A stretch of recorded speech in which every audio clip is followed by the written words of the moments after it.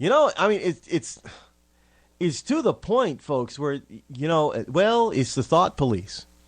The thought police. Don't say anything that you might regret later, because they will definitely try to make you regret it. Even if it's innocuous, even if it's innocent, even if it's just made at the heat of the moment, like we all do, and you don't really mean what you're saying because you're using it as a figure of speech, you will be held accountable, and that will give the state the right to take your rights away. Don't doubt me. I always loved watching the kids play basketball. I still do, even though things have changed. It's funny, they can't find jobs to get their careers started. And I can't afford to retire. And now we're all living together again. I supported President Obama because he spoke so beautifully. He promised change, but things changed for the worse. Obama started spending like our credit cards have no limit. His healthcare law made health insurance even more expensive. We've had stimulus and bailouts. Obama added almost $16,000 in debt for every American. How will my kids pay that off when they can't even find jobs? Now Obama wants more spending and taxes. That won't fix things. I had so many hopes. Cutting taxes and debt and creating jobs. That's the change we need. Tell President Obama to cut the job-killing debt and support the New Majority Agenda at newmajorityagenda.org.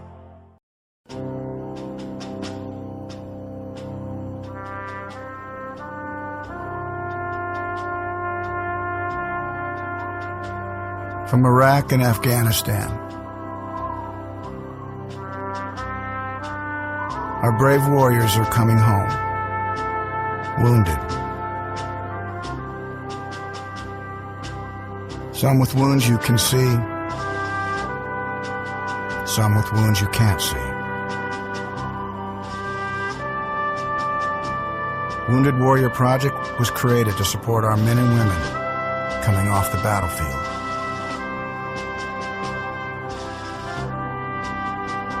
Please help carry these warriors the rest of the way home. Get involved at woundedwarriorproject.org. Feeling lonely this holiday season? Looking for little human interaction? Do you want to feel contact in certain special places? Then why not go through security at an airport? The TSA. TSA agents are ready and standing by to give you a little something extra to feel thankful about this holiday season. The TSA. What are you waiting for? I want to check under your testicles. Spending time with a TSA agent couldn't be easier. Simply book a flight departing from any American airport. When selected for a full body scanner, say no. You'll be pulled aside by a TSA agent, and that's when the fun begins. And you never know who your agent will be. It could be me. Or me. Or even me. But it's probably gonna be us. Take off your damn shoes. The TSA. It's our business to touch yours.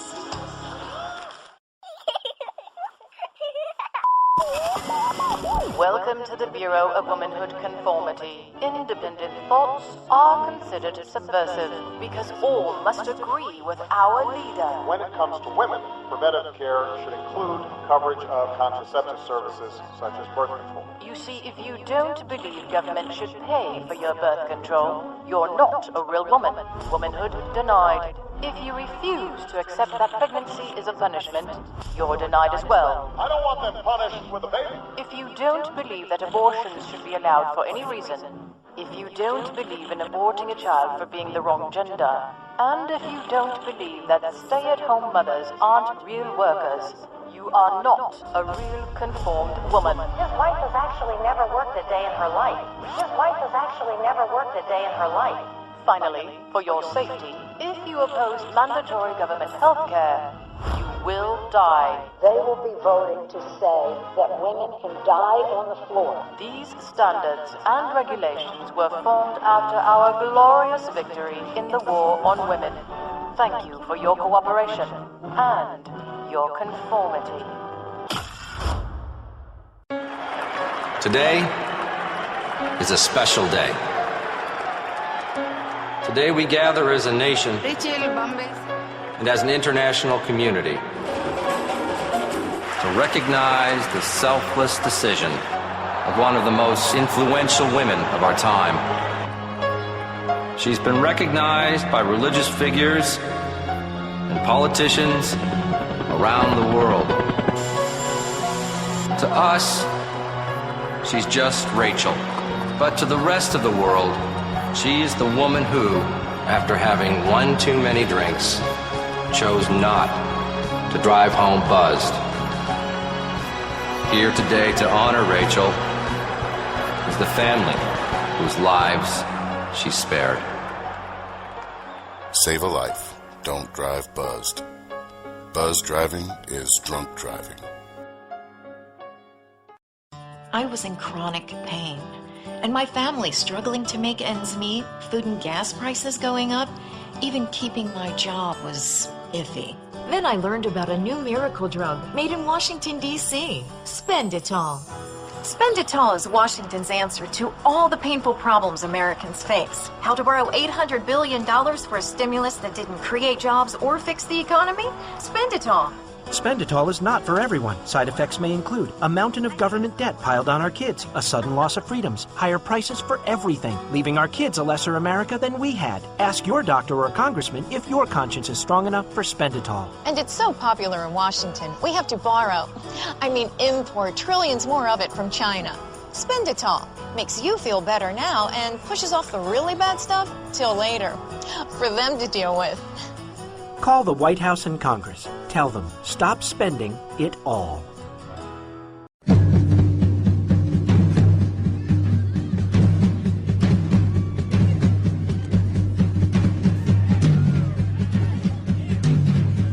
You're listening to The Rod Eccles Show.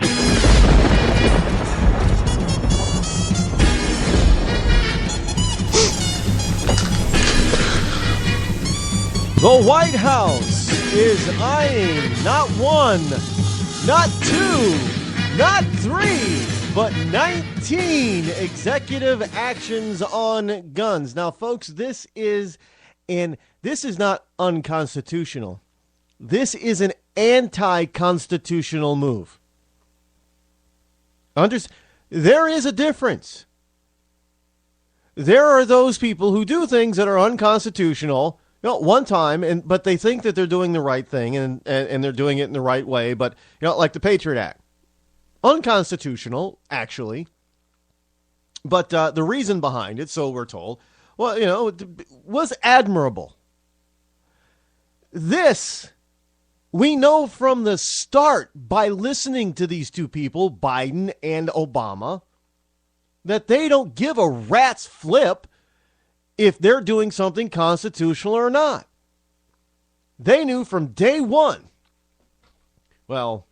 December 15th, that they were going to do something about guns. And they didn't care how it had to get done. So this is I'm just going to go around Congress. I don't care. I'm going to go around Congress. I have the authority. I'm president. I can do that. No, you can't. You don't have dictatorial powers. Kind of like Obama saying, I'm going to go around Congress and the spending stuff. I don't have to negotiate. That's anti-constitutional. The White House has identified 19 executive actions for President Obama to move unilaterally on gun control. That's what Vice President Joe Biden told a group of House Democrats on Monday, the administration's first definitive statements about its response to last month's mass shooting at Sandy Hook Elementary School in Newton, Connecticut. And Boehner better get off his boner and do something about this. I mean, I'm just going to start. Look, folks, I don't like Boehner. I don't like the Speaker of the House. I know he's a Republican, right? No, I don't care. I don't go by party affiliation. He's a moderate nut job. He's weak. He's a bonehead. And what he needs, I think Newt Gingrich has something there. He says, Newt Gingrich just told him how to handle all this from, because they had to deal with somebody who was similar, although not such an egomaniac. Clinton is not as much an egomaniac as Obama. Clinton, for all that, it's pretty bad when you have people that say they miss the days of Clinton. Because Clinton really wasn't. Now, I'm going to put a level playing field here. That almost all presidents have a little bit of arrogance in them when they get in the White House. After all, they're the president. You had millions of people vote for you. It's kind of natural. It's going to go to your head a little bit. You are the president. So I'm going to put that as a level playing field right there, that presidents tend to be a little more arrogant than the average citizen. For good reason. I'm not saying it's right, not saying it's wrong, but there is a good reason for it. So there's that level playing field right there. Obama is so far above that. Bill Clinton was probably, looking back, he really wasn't any more arrogant than any other president. And he was just a good time rock and roll Southern boy. He did things a little bit differently. That had nothing to do with arrogance. It just had to do with his position. And two, it was just who he was to begin with. So, but there was a little bit of this slight, he wasn't an egomaniac, but there was a slight little edge about Clinton. And Gingrich had to deal with that. And he knew how to deal with it, and he dealt with it successfully. Boehner doesn't know how to deal with it. Or if he does, he sure as hell doesn't act like it. Not to mention, this guy is so over-the-top arrogant, it's ridiculous.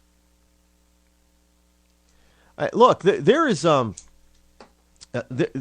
called body language. I know a lot of people don't understand what body language is, and they don't realize that it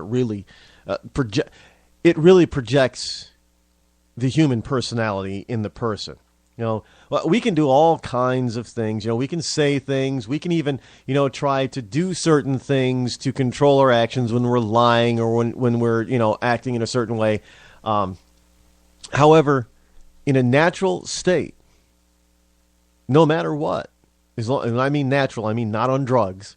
When you're in a natural state, your body, even the most trained individual, your body language will give you away.